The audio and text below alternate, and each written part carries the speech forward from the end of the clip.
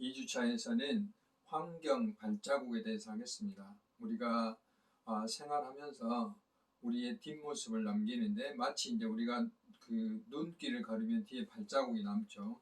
우리가 생활을 하면서 우리가 이제 남긴 탄소라든지 또는 물이라든지 또는 생태학적인 발자국이라는 게 있습니다. 그래서 이런 것에 대해서 하나씩 알아보도록 하겠습니다.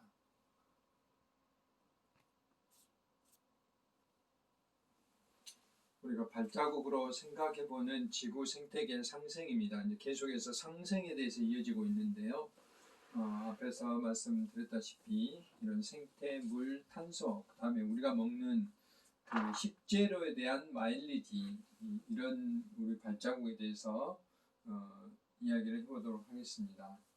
그래서 우리가 이제 이렇게 걸어가다 보면 우리가 지나간 자리에 이렇게 발자국이 남게 되는데, 이것이 우리가 자동차를 운행하면서 그 배출되는 온실가스일 수도 있고, 이게 이제 탄소 발자국이라고 하는 것이고, 우리가 아침에 세수를 하고 다시 어딘가 학교를 가기도 하고 다시 집에 돌아오는 과정 중에 소비한 물, 이것을 이제 물 발자국이라고도 하죠.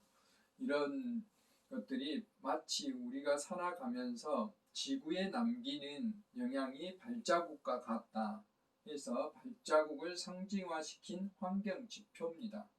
우리가 어떤 인디케이터죠. 지표라는 것은 그 하나만을 가지고도 전체적인 상황을 판단할 수 있는 이제 그런 것들을 우리는 지표라고 이야기하는데, 이제 그런 것을 이야기할 수가 있고, 그래서 이와 같이 우리 사람들이 인류가 환경에 미치는 영향을 표시한 환경 지표인데, 이제 1996년도에 캐나다의 과학자가 이런 그 지표를 고안을 했어요.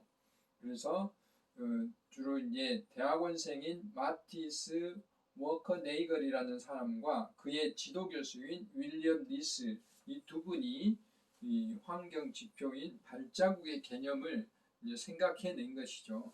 그러니까 우리가 일반적으로 뭐 탄소량이 얼마만큼 이렇게 줄어들었다, 얼마만큼 우리가 탄소를 배출했다, 물을 얼마만큼 사용했다 하면은 얼른 떠오르지 않는데, 이 발자국의 개념을 이용하면 우리가 쉽게 이제 와 닿는 거죠. 그런 것을 우리는 발자국의 환경 지표라고 이야기할 수가 있습니다. 그래서 환경 생태 발자국에는 이렇게 이제 여러 가지 개념이 있어요. 앞에서 말씀드렸던 탄소 발자국, 카본 푸트프린트라고 그러죠. 그래서 우리 공기 중에 배출된 이산화탄소, 우리 대표적인 이산화탄소가 온실가스인데, 이런 온실가스들이 지구 기후변화에 미치는 영향을 보기 위한 하나의 지표다라고 이야기를 할 수가 있고요. 그 다음에 물 발자국은 워터 푸트프린트라고 해서 우리가 농사를 짓는다든지 어떤 산업활동을 할 때 우리 사람들의 활동이 물이라든지 또는 물의 양이라든지 또는 수질에 이런 것들을 합치면 수자원이라는데 거기에 미치는 영향이 얼마나 있는지, 그 다음에 이제 생태 발자국은 우리들이 살아나가면서 이제 여러 가지 먹고 자고 또 그런 것들이 있고, 의식주, 에너지, 시설 등에 들어가는 비용을 개인 단위 또는 국가 단위, 지구 단위로 이렇게 만들어 놓은 환경 지표가 바로 생태 발자국이다. 그래서 지구가 몇 개 필요한가 이런 것들을 알 수가 있어요. 지구 전체에 미치는 영향, 지구를 소비하는 지표라고 이제 우리가 판단할 수 있는 것이죠. 또 이제 그 뒤에서 설명을 하진 않겠지만 자원 발자국, 우리가 사용하는 자원에 대해서 리소스 푸트프린트라고 이제 개념을 설명하기도 합니다. 이것은 이제 광물, 각종 미네랄, 화석 연료, 우리 석유라든지 이런 걸 말하죠. 이런 것들을 개발과 소비로 인해서 지구에 어떤 영향을 미치는가, 이런 것들을 이제 자원 발자국이라고. 그다음에 우리가 이제 요즘 뭐 로컬 푸드가 이제 각광을 받고 있는데, 로컬 푸드가 이제 생산지에서 가까울수록 그 생산된 제품이 신선하죠. 신선하고 안전성도 높고. 근데 우리가 환경적으로 보면 그만큼 수송하는 비용을 줄였기 때문에 탄소를 배출을 적게 한다는 것이죠. 그 이제 그런 것들을 우리는 푸드 마일리지라고 했습니다. 소비자들은 가까운 곳에 자기 고장의 음식을 식재료를 사용할 수 있어서 굉장히 좋고, 또 이제 환경적으로 보면 환경 오염을 경감시킬 수 있다는 그런 이제 두 가지 개념이 다 있어요. 식품 안전성과 기후 변화에 대한 영향 두 가지를 같이 볼 수 있다. 라고 이제 말씀을 드릴 수가 있습니다. 이제 첫 번째로 이제 탄소 발자국에 대해서 좀 더 구체적으로 알아보면 앞에서도 말씀드렸다시피 환경 성적 표지 제도라고 할 수 있는 그런 환경성 정보 중에 하나인데, 우리가 이제 이런 그 사인펜을 하나 만든다라고 했을 때, 플러스펜을 만든다 했을 때 이것을 만드는 생산하는데 에너지가 들어가든 전기가 들어가면 그 탄소가 이제 소비가 배출이 될 거고, 그 다음에 이걸 운반해서 가져오잖아요. 이제 문방구로 팔러 가면, 마트로 팔러 가면 그 수송, 또 이제 우리들이 이걸 사러 가고, 또 이제 또 사갖고 오고 하는데 이제 유통관계, 또 사용하면서 하고 버릴 때 나오는 이런 전 과정, 우리가 이것을 만들면서 원료를 만들고 제품을 만들고 이거 운반하고 판매하고 사용하고 버리고 하는데 모두 다 탄소가 들어가요. 온실가스, 탄소가 소비도 되고 배출도 되고 하기 때문에 기후변화에 영향을 미치는 거죠. 이것을 계량적으로 계산하는 거, 이것을 이제 탄소 발자국이라고 부르습니다. 그래서 이거는 이제 개인별로도 판단할 수 있고 또 단체로도 판단할 수 있고, 그래서 온실가스의 어떤 총량을 이야기할 수가 있는 것이죠. 그래서 우리가 물건을 만들거나 일상생활을 할 때 생기는 온실가스의 전체적인 어떤 영향력을 표시하는 것이 탄소 발자국이다. 그래서 탄소 발자국 표현하는 다양한 디자인으로 이렇게 나와 있어요. 탄소 발자국을 줄이자 하는 어떤 발자국의 모양 디자인이죠. 그래서 농림수산식품부에서 이렇게 이제 우리가 홍보 자료를 만드는 거 보면 우리가 먹는 음식의 탄소 발자국은 얼마나 될까 보십시오. 생산하는데 이산화탄소가 배출되기도 하고 또 소비도 되기도 하고 그렇죠. 그 다음에 수송하는데 또 이산화탄소가 배출되기도 하고, 음식물 조리하는데도 이산화탄소 배출되죠. 이런 것들을 다 여기는 지금 버릴 때는 안 해놨는데 버릴 때도 들어갑니다. 또 버리는 것을 음식물을 사료화한다든지 또는 폐기 처분한다든지 이럴 때도 또 탄소가 들어가는 거죠. 그래서 이런 것들을 음식의 탄소 발자국이다 라고 이게 이야기를 할 수가 있어요. 그래서 실제로 우리가 먹는 몸에 좋은 저탄소 식단을 지구에도 좋은 저탄소 식단이다 라고 할 수가 있는데, 일반적으로 우리가 한 끼 식사를 통해서 배출하는 온실가스 양이 약 1090g 정도 이산화탄소를 배출한다고 그래요. 그래서 이것을 생산할 때 가장 많이 들어요. 대부분의 어떤 탄소 발자국을 계산해 보면 생산 과정에 가장 많이 들어갑니다. 818, 수송할 때 16g 정도, 그다음 조리할 때 256g 정도에서 1090인데 실제로 이걸 이제 그 폐기 처분할 때 양은 계산 안 했기 때문에 이보다 좀 더 올라갈 수 있다고 생각이 듭니다. 그래서 생산 단계, 수송 단계, 조리 단계, 생산 단계 75% 정도가 이제 그 탄소를 배출한다는 거죠. 그래서 우리가 한 끼 식사를 통해서 승용차 한 대가 5.46kg 정도를 이렇게 운행하는 그런 그 효과가 있어요.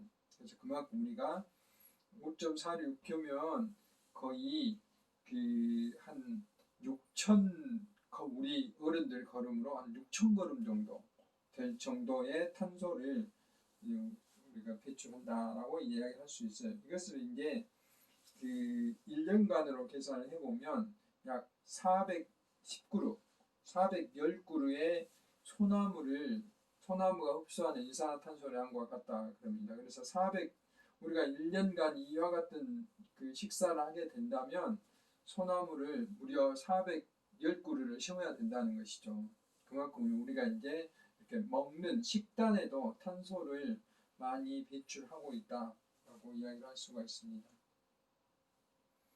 그래서 이제 이런 탄소 발자국의 개념들을 우리가 이제 많은 곳에 접목을 하고 있어요. 탄소 발자국을 계산을 해서 그걸 줄이는 노력들인데, 이게 이제 그 우리가 평창 동계올림픽이 열렸을 때 인천공항에서 평창까지 가는 그 강릉을 거쳐서 평창까지 가는 이런 그 KTX 노선에도 이 버스에 비해서 이산화탄소를 많이 줄여서 탄소 배출에 이제 이 표지를 받는 거죠. 그 다음에 양구에 있는 이 시티 투어 프로그램에도 탄소를 저감하는 거, 그 다음에 강릉의 체험 프로그램, 그 다음에 평창 동계 올림픽이 열렸던 그 호텔 알펜시아 같은 경우도 숙박 서비스를 하는데 탄소를 줄이는 노력들을 해서 그거를 이제 계산을 해놓은 거죠. 그래서 친환경 평창 동계올림픽에서도 탄소 발자국 인증을 받은 거예요. 그래서 KTX 경강선 인천공항에서 강릉까지 하는데 이 자가용 수용자의 13.4%, 그러니까 자가용 수용자가 55.87kg의 이산화탄소를 배출하는 데 비해서 약 87%를 낮게 배출한 거죠. KTX를 운영함으로 인해서. 그 다음에 이게 알펜시아 호텔에서는 일반 호텔에 비해서 그렇게 많이 전략을 안 했지만 약 6% 정도 낮은, 일반 호텔이 28.4인데 알펜시아는 26.65 정도를 배출을 하게 됐다 하는 것이죠.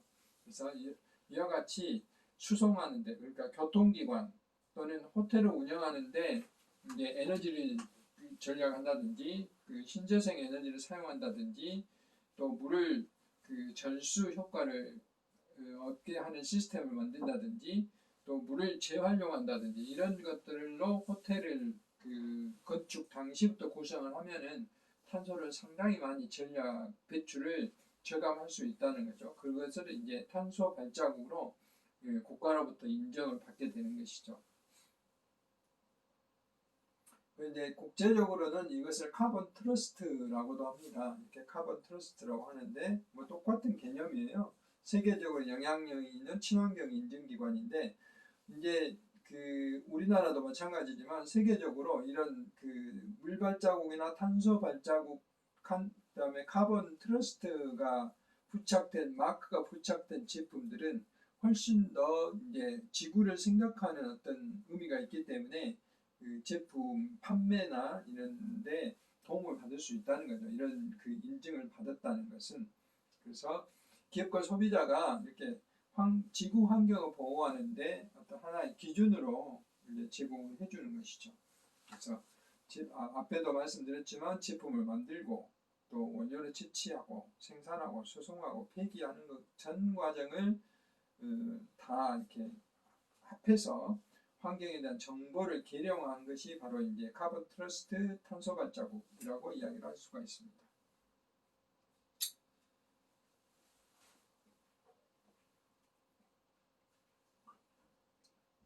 푸카라는 이제 이게 그 티백이 있어요. 이 티백 하나만 가지고도 이제 얼마나 이거는 이제 그 회사에서 설명한 어떤 자료인데 제가 이제 참고가 될 만해서 따왔는데요.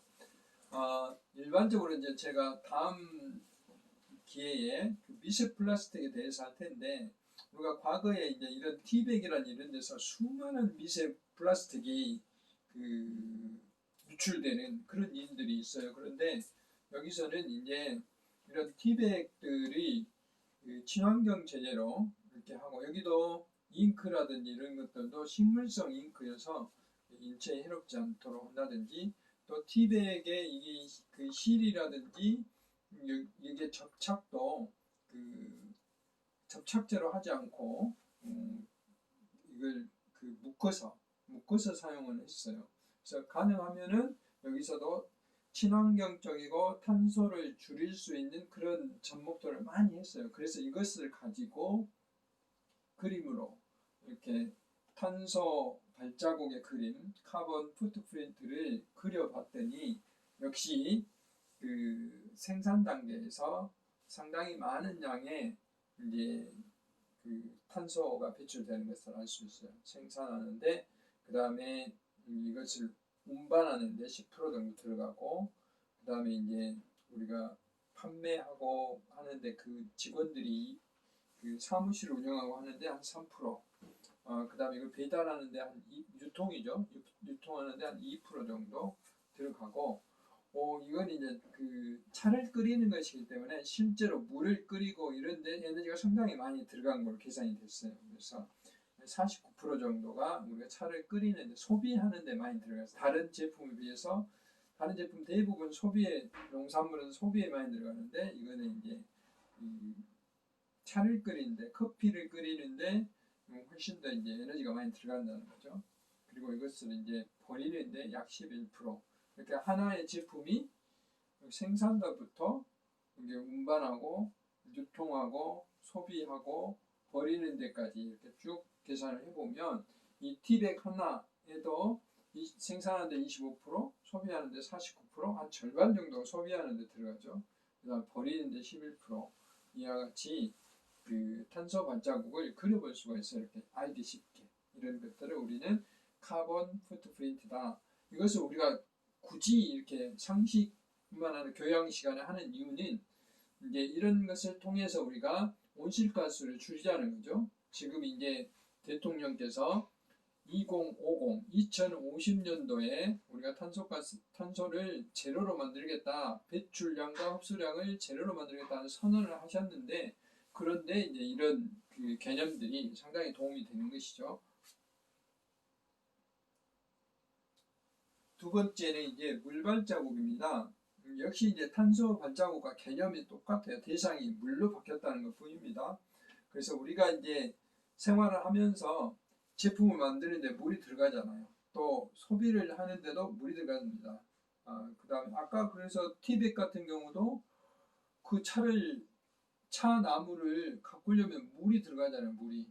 그 다음에 그것을 운반하는데도 뭐 그렇게 탄소처럼 많은 그 수송 비용은 안 들지만은 약간의 물이 들어가고, 또 사무실을 운영하는데도 물이 좀 들어가고, 소비하는데 물이 들어가잖아요. 버리는데 또 물이 들어가잖아요. 폐수를 처리하고 이렇게 하는데, 그래서 그렇게 대상이 바뀌었을 뿐이지 거의 비슷한 개념이에요. 그래서 그 생산부터 이제 그 폐기 때까지 상품의 서비스와 상품을 생산하는데 필요한 물을 그 양적으로 추적해서 계산한 값을 우리는 이제 물 발자국이라고 이야기합니다. 이것은 2002년도에 다 이게 발자국은 최근에 만든 개념들이죠. 네덜란드의 투벤데 대학교의 RN 혹스트라 교수가 처음으로 소개했어요. 그래서 개인이나 지역, 집단 등이 환경에 미치는 영향을 측정하는 어떤 지표로 사용한다라고 이야기할 수 있습니다. 이게 이제 초창기 개념 때는 이게 뭐 그 환경 기술사, 뭐 굉장히 고난도의 어떤 시험에서도 이런 게 이제 영어 문제로 자주 출제된 적도 있거든요. 근데 요즘 이제 일반적으로 교양적으로 꼭 여러분들이 알고 있어야 될 내용들입니다. 그래서 하루에 우리가 소비하는 물의 양이 약 5,000리터 된다고 그래요. 실제로 이제 상소에서 물을 공급한 데는 대개 350리터에서 400리터 정도 공급하는 것이 기준이지만, 실제로 이거는 이제 물을 소비하는데, 직접적으로 물을 소비하는데 그 정도 소비를 하는 걸로 계산을 하지만, 우리가 이제 이렇게 바나나를 재배하는데 또 먹는데 버리는데 860리터가 들어가고, 우리가 닭고기 1kg을 얻고 먹고 소비하는데 3,900리터 물이 소비가 되고, 또 쌀 1kg를 얻기 위해서 2,497리터의 물이 필요하고, 오이 1kg을 생산하는데 물 353리터가 필요하다 이 말이죠. 이렇게 이제 많은 양들의 물이 실제로 들어가는데, 이걸 전체적으로 한 사람한테 그 양으로 계산해본 약 5,000리터다 이 말이죠. 그만큼 우리 지구에 있는 물들이 그 유지가 돼야지만이 우리가 그만큼의 음식이라든지 또는 생활을 할 수 있다는 거죠. 음식만 가지고도 이렇게 많은 물들이 소모가 되기 때문에 그렇다면 약 5,000리터의 물이 필요하다 이 말이죠.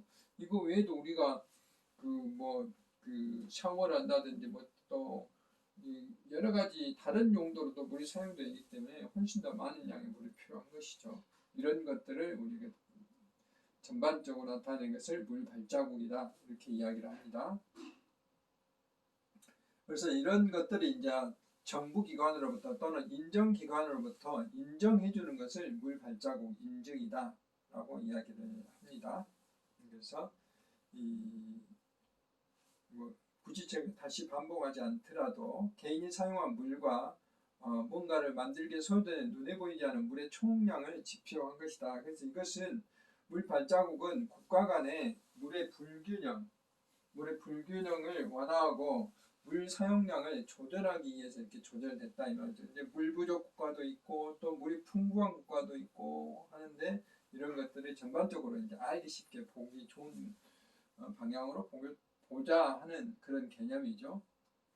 그 다음에 푸드 마일리지는 앞에서 잠깐 언급했지만 1994년도에 영국의 런던 시티 대학교의 그 식품 정책학 교수가 이제 이런 그 개념을 언급을 했어요. 그래서 생산지에서 가까운 지역에서 생산된 제품을 소비하는 것이 그 식품의 안전성에도 좋고 그 다음에 수송에 따른 환경오염도 경감할 수 있다는 의미가 된다 하는 것을 아까 제가 이제 말씀을 드렸던 것이죠. 그래서 온실 효과와 지구를 나타내는데도 상당히 도움이 많이 된다라고 이제 말씀을 드렸습니다. 그 다음에 이제 마지막 개념으로 이제 생태 발자국인데 생태 발자국은 96년도에 캐나다 경제학자의 마티스 워커네이걸과 윌리엄 리스가 개발한 건데 이제 그림에서 보신 바와 같이 한국인들이 생태 발자국 남긴 것을 보면 지구가 이렇게 2개 반 정도 필요하다는 거죠. 현재처럼 활동을 하게 되면 그런 개념이에요. 그래서 현재 지구가 감당해낼 수 있는 면적을 1인당 사람 한 명당 면적으로 나타냈을 때 한 1.8헥타 정도 필요하다. 이 정도가 감당할 수 있는데 현재 이미 우리는 1.8헥타를 넘는 어떤 활동을 하고 있다는 거죠. 지구가 부족하다는 거예요. 용량이 부족하다는 것이죠. 한국 사람의 평균 생태 발자국은 약 35,600제곱미터. 이 기준을 넘었어요, 이미. 그래서 세계 모든 사람들이 한국 사람처럼 살아간다면 지구가 2개 조금 넘게 필요하다 이 말이죠. 근데 문제는 이제 선진국 사람들이 세계 선진국 사람들의 20%가 세계 자원의 86%를 소비한다는데 문제가 있다는 거죠. 그러니까 잘 살수록 소비를 많이 하기 때문에 그만큼 지구의 용량을 많이 차지한다는 것이죠. 이것이 문제라는 거죠. 그래서 세계 모든 나라가 현재처럼 잘 살게 되면 지구는 이제 수십 개가 필요하게 되겠죠. 지금 20%만 하도 지구가 2개 반 이상 필요한데, 그래서 생태의 발자국을 계산하는 것은 소비를 어떻게 하냐, 음식 주고 뭐 이런 거. 그러니까 생태 발자국은 물 발자국이나 탄소 발자국보다 훨씬 더 포괄적으로 계산하는 것이죠. 그 다음에 토지 이용을 어떻게 하는가, 그 8개의 범주를 가지고 계산을 해서 사람 한 명당 얼마만큼 토지가 필요한가라고 이제 추정을 하는 이제 그런 겁니다. 그래서 우리가 이제 이런 것들을 종합적으로 표현을 해서 개인 단위, 국가 단위, 지구 단위로 얼마만큼의 생태 발자국 개념이 필요한가 하는 것을 이렇게 알 수가 있습니다. 그래서 사람 한 명이 그 지구의 그 사람이 지구의 어떤 용량을 차지하는 한계가 여기 보면 이제 4월 17일이면 지구를 다 소모해본다는 거죠. 그 다음에 또 우리 전체가 현재처럼 살면 약 4.8개의 지구가 필요하다 하는 것이죠. 아까는 한국 사람처럼 살 때 2.5개 정도 필요하는데, 그래서 그만큼 지구가 현재 힘들다는 거죠. 현재의 기후변화와 각종 그 기상이변도 전부 다 이런 문제 때문에 발생하고 있다라고 하는 것을 단적으로 보여주는 것이에요. 그래서 이걸 이제 발자국을 이렇게 발자국 크기별로 비교해 보면 선진국이 이렇게 크고, 그 다음에 약간 이제 개발도상국이 적고 그러죠. 카타르, 쿠웨이트, 아랍에미레이트, 덴마크, 미국, 벨지움, 오스트리아, 카나다, 네덜란드, 아일랜드 이런 데가 이제 그 지구가 굉장히 발자국이 크고 그다음에 그 외에 여기 뭐 가봉 이런데 말리 이런 데는 굉장히 적고 그렇죠. 거의 뭐 10배 차이가 나잖아요. 카타르하고 가봉하고 10배 차이 날 정도로 차이가 불균형이 심하다라고 하고 있습니다. 그래서 20%가 전 세계 자원의 86%를 소모하고 있다라고 이제 앞에서 말씀드렸죠. 그래서 뭐 스위스를 기준으로 3.3개 지구가 필요한데 뭐 나라별로 보면 미국이 4.8개, 4.3개 이 정도 이제 우리나라도 이태리와 이탈리아와 중국이 한 중간 정도에 우리나라도 해당이 됩니다. 그래서 이렇게 줄이는 노력은 각종 이제 친환경적인 거 이런 거 뭐 재활용을 한다든지 또 꼭 필요한 물건만 구입한다든지 이런 각종 옷이나 장난감을 나눠 쓴다든지 이런 것이 이제 이런 노력들이 필요하겠죠. 네.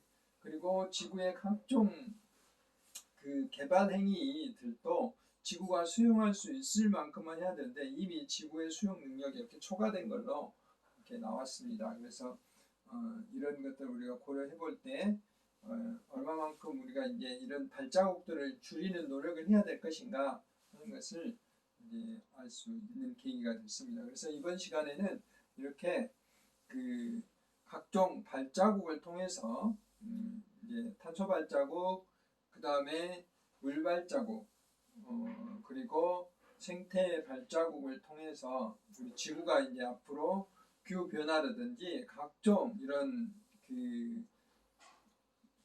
기후의 이상에 대해서 우리가 대비해 나가야 된다 하는 것에 대해서 제가 말씀을 드렸습니다. 수고하셨고요.